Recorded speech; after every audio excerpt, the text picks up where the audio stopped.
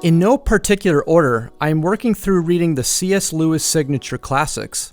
This is an 8-volume box set released in 2015. I started last year with my review of A Grief Observed. To give perspective, The Abolition of Man was published in 1943, a near 2 decades earlier than A Grief Observed, and during World War II. This means, as of 2018, I am reviewing a book published 75 years ago. The English language and how we communicate with it has changed so much in 75 years. Lewis's sentence structure carries an intellectual weight. At times it can be difficult to grasp. There is a sense his writing comes across more as an academic essay rather than a book. I found myself needing a dictionary to understand some of his writing. His extensive vocabulary uses words such as subterfuge, bequeathed, omnicompetent, neophyte, and obscurantism. At 128 pages, The Abolition of Man contains 3 chapters. The remaining pages are for the appendix and notes. In these chapters, Lewis shares his concern of a specific textbook, one that is being used in the elementary schools of English literature. Lewis does not reveal the actual names of the 2 philosophers behind this textbook. He does not even reveal the name of the actual book. He refers these 2 men as Gaius and Titius, and their book as the Green Book.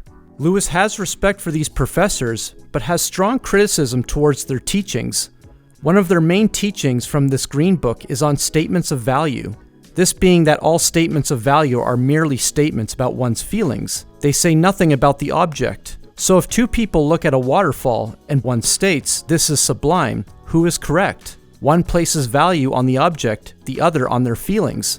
Well, according to Gaius and Titius, the one speaking about his feelings is correct, not the one speaking about the waterfall. Lewis, annoyed by this illogical thinking, did not agree. That statement to in essence mean, "I have sublime feelings," Lewis found to be absurd. He was so frustrated by this nonsense that he felt compelled to write this book. He crafts 3 lectures against the philosophy of subjectivism. As Lewis states, the whole purpose of their book is so to condition the young reader that he will share their approval. He goes on to say that this would be either a fool's or a villain's undertaking unless they held that their approval was in some way valid or correct. He challenges these subjective values by arguing a case for objective values. To put in blunt words, Lewis sees subjectivism as poisonous. What I find fascinating about Lewis is how ahead of time his writing and thinking was. So much of his words published in 1943 still hold true today. When I observe the reality around me, he speaks on the danger of man's conquest over nature. He shares how this is impossible. Man's power over nature turns out to be a power exercised by some men over other men, with nature as its instrument. We see these efforts today with the emergence of artificial intelligence. All men that live after AI become the patients of that power. They become weaker, not stronger. Hence the title is what Lewis calls The Abolition of Man.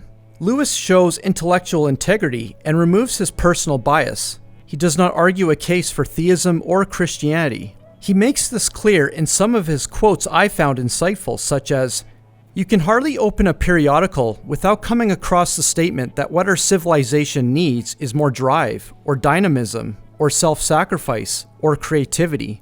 In a sort of ghastly simplicity, we remove the organ and demand the function. We make men without chests and expect of them virtue and enterprise. We laugh at honor and are shocked to find traitors in our midst." In order to avoid misunderstanding, I may add that though I myself am a theist and indeed a Christian, I am not here attempting any indirect argument for theism. I am simply arguing that if we are to have values at all, we must accept the ultimate platitudes of practical reason as having absolute validity. That any attempt, having become skeptical about these, to reintroduce value lower down on some supposedly more realistic basis is doomed. I am very doubtful whether history shows us one example of a man who, having stepped outside traditional morality and attained power, has used that power benevolently. It is worth noting that I don't believe subjectivism is completely poisonous, which I don't assume that is what Lewis believes either. It has its place in society, but can be a poisonous philosophy.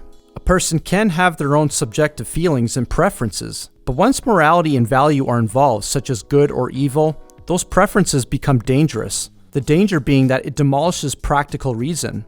there has to be an objective standard of morality and value, or else nothing is good or evil in an absolute sense. Morality and value are based on people's feelings. Without an objective standard, nobody's right and nobody's wrong.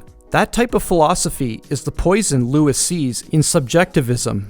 It is clear The Abolition of Man is a challenging book for many modern readers, including myself. In 1955, Lewis almost considers this book as his favorite among all his others. The irony is that his other books are actually the ones people have read far more, even to the point that it was ignored by the public. Well, that is not the case anymore. If he was alive today, he would see his book is far from ignored. This book does not use objective moral values and duties to argue the existence of God, but some of the greatest apologists of our time are using it as a strong argument for the existence of God. It has become one of the most airtight arguments that has never been refuted.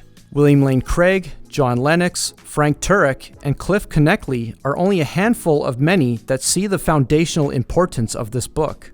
If you can follow along with Lewis's logic, you will see the same.